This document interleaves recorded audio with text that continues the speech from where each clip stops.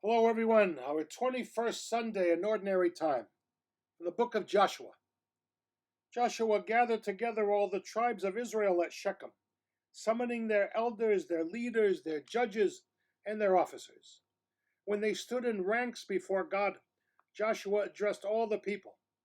If it does not please you to serve the Lord, decide today whom you will serve: the gods your fathers served beyond the river, or the gods of the Amorites, in whose country you are now dwelling. As for me and my household, we will serve the Lord. But the people answered, Far be it from us to forsake the Lord for the service of other gods. For it was the Lord our God who brought us and our fathers up out of the land of Egypt, out of a state of slavery. He performed those great miracles before our very eyes and protected us along our entire journey and among the peoples through whom we passed. Therefore we also serve the Lord, for he is our God. A reading from Paul's letter to the Ephesians. Brothers and sisters, be subordinate to one another, out of reverence for Christ. Wives should be subordinate to their husbands as to the Lord. For the husband is head of his wife, just as Christ is head of the church. He himself the Savior of the body. As the church is subordinate to Christ, so wives should be subordinate to their husbands in everything. Husbands, love your wives, even as Christ loved the church, and handed himself over for her to sanctify her, cleansing her by the bath of water with the word, that he might present to himself the church in splendor, without spot or wrinkle or any such thing, that she might be holy and without blemish. So also husbands should love their wives as their own bodies. He who loves his wife loves himself, for no one hates his own flesh, but rather nourishes and cherishes it, even as Christ does the church, because we are members of his body.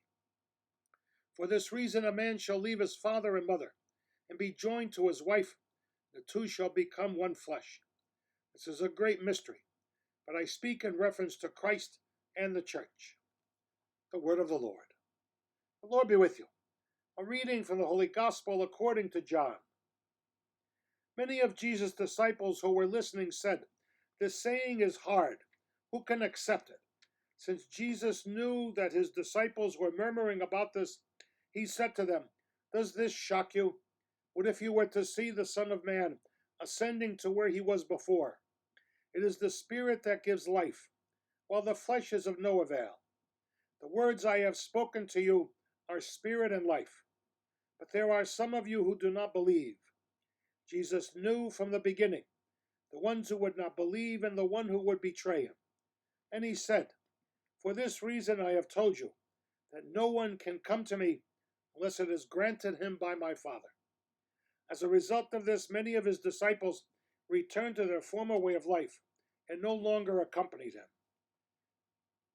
Jesus then said to the 12, Do you also want to leave? Simon Peter answered him, Master, to whom shall we go? You have the words of everlasting life. We have come to believe and are convinced that you are the Holy One of God. The Gospel of the Lord. In one of the first Indiana Jones movies, he needs to find the cup of Christ so that he can protect his father, who was shot and who was dying, and whom he loved. One of the moves he must make is a leap of faith, which he does, which leads him to find the actual cup of Christ.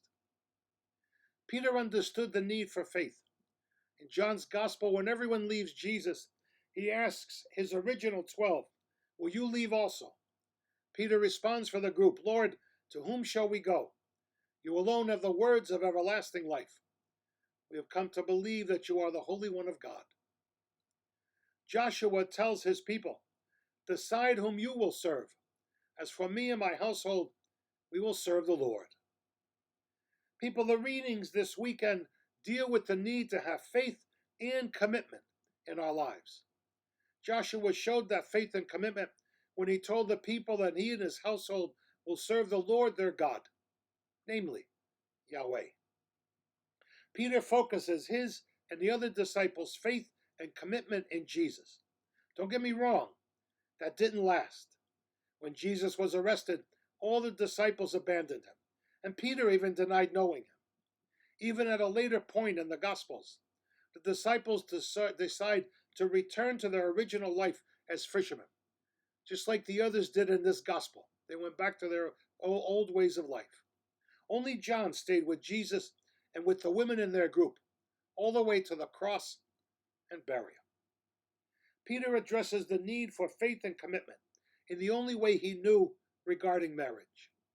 Women in his day had no rights, were completely owned by their husbands or fathers to do with them as they saw fit.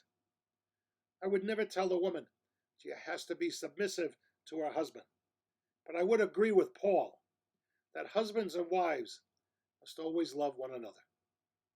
It is that faith and commitment to one another and to Christ that continually build a marriage in love and in life. It wasn't until Jesus appeared to his disciples after his resurrection that these few put all their faith and commitment in him and preached Jesus Christ to the world and then died themselves for that faith and commitment. What about us? What about those we call family or friends? Where is their faith and commitment? How many do we know have left the church with all the problems the Catholic Church has gone through and still goes through? That faith and commitment calls everyone to not only believe, but also to commit themselves to this Jesus and to their church. It calls us to live our lives in and through our faith, even when times are tough and troubling. We are free to say yes or no to life, with its risks and hazards. But remember this: faith and commitment is not an either or. It's a both and. Have a wonderful week.